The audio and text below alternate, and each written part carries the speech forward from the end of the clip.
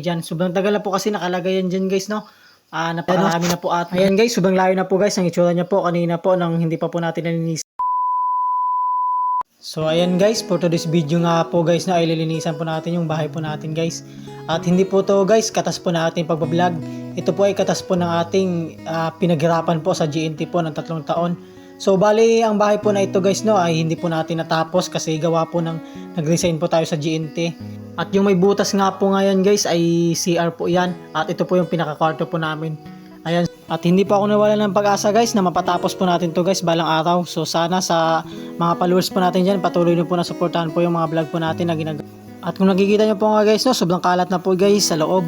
Bali medyo maliit lang to guys no at kasya lang po sa amin na magpamilya. Yung una nga nilinis po natin guys, yung pinakasala po namin. Ayan, so bali tinanggal ko lang po nga po yung mga horno po na ginawa po sa haligi po ng bahay po natin guys. At yun nga po guys, ay kinukuha ko po yung mga plastic po na nakalagay dyan. Sobrang tagal na po kasi nakalagay yan dyan guys no. Napakarami na po at nakikita nyo nga guys no, yung makapala po yung mga halaman po at syempre pinatong-patong na lang po natin yung mga hollow block para sunod po magagamit pa po natin. Ayan, napakarami po mga bayo, diapers, nakalagay po dyan.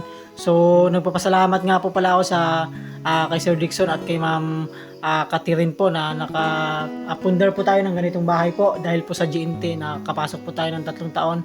At ito nga po ay hindi po natin natapos, gawa po na nag-resign po tayo. At syempre po ayan, lilinisan po natin guys kasi sobrang tagal na nga po na hindi po nalinisan.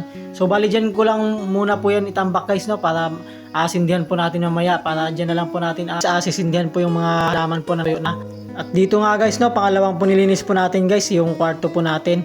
At syempre ayan no, medyo tinalon ko lang po yung mga halaman po kasi umakita po sa pinakataas. At syempre bibidyoan lang po natin yung sa baba para makita nyo po kung gaano na po kakapal yung mga halaman. At syempre kukunin po natin yung mangga. At nagpapasalamat nga po pala ako sa lahat po ng sumusuporta po sa binablog po natin at tinutulungan. So dahil po sa inyo guys, nakaabot po na tayo guys ng 70k followers guys. Sana tuloy-tuloy na po na suportahan po yung mga vlog po natin. Ayan, bali hinaluan ko lang po ng personal po natin na vlog. Kasi minsan po wala po tayong makontent kasi yung iba po hindi po natin napupuntahan yung mga request. Sobrang mahirap po at sobrang layo po kanilang mga bahay. So at dito nga guys no, patapos na po tayo guys ay hindi po natin na masyado po na nakukuha po yung mga maliliit po na halaman at dyan lang po muna yan dyan guys no at lilinisan po natin ulit. Ang mahalaga po ay nilinisan po natin ulit guys. At dito na po tayo guys sa pinakagilid naman po niya. Pero kwarto pa din po ito guys no. Dito pa din po sa loob po ng kwarto po natin. Ayan, kukunin lang po natin yung mga malalaking halaman. At syempre tinaas ko lang po yung camera guys para makita naman po ninyo guys yung mga halaman po sa taas. At yan nga guys no, ay patapos na po tayo dyan guys. At syempre lilipat po natin yung camera po papunta po dun sa may CR. Ito, nasindihan na po natin guys yung mga halaman po na kinuha po natin dito po sa loob. Kasi yung iba po mga patay na. At ito nga po guys no, sa harap po ito guys ng pinto. At bali nilabas na po natin yung mga gamit po na dyan sa loob. Kasi bali ginawa na po ng tambakan po dito sa loob guys no, kasi wala po ibang bakante kaya nilabas po natin sa ngayon guys para malinisan po natin. So kung nakikita po ninyo, mayroon po mga tubo dyan. Ayan o, mga hose sa tubig po yan. Kung nakita nyo po nga guys no, yung pagtumba po ng kahoy po, sobrang laki po yan. Mabuti na lang nga po, medyo malayo po tayo dyan. Ayan, nilabas na din po natin guys no, para po malinis po natin ng maigi po yung loob.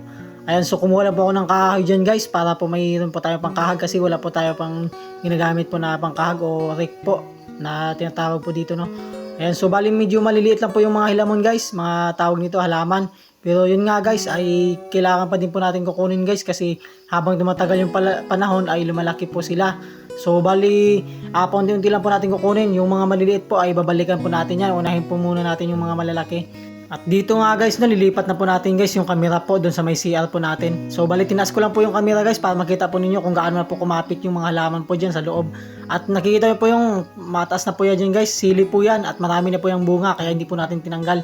So ayan guys, pinapakita ko po sa inyo, sobrang dami po ng bunga dyan kaya sayang naman po kasi mahal po yung sili po sa ngayon dito po sa amin no. Kahit probinsya po dito guys ay binibili po yung mga sili po na galing po sa merkado po na ginagamit po natin sa mani. At dito nga guys no, patapos na po tayo dito guys at ito na po yung naging resulta po. Ayan no. Ayan guys, sobrang layo na po guys ang itsura niya po kanina po nang hindi pa po natin nalinisan. So bali yan po yung tumpok po na sinindihan po natin.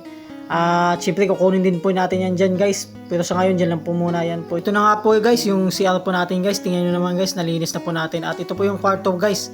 Ayan, medyo may mga kalat pa po na maliliit pero yun, tatambakan naman din po yan ng lupa. So sa ngayon guys ay tambay lang po muna yan guys kasi wala pa po tayong pang bili po ng mga materialis. At maraming salamat nga po guys no, sa panonood po ninyo guys ng video po natin. Sana hindi po kayo magsawa po na supportahan po yung mga vlog po natin na ginagawa po natin mga video. At sa Kuya D, maraming salamat and God bless.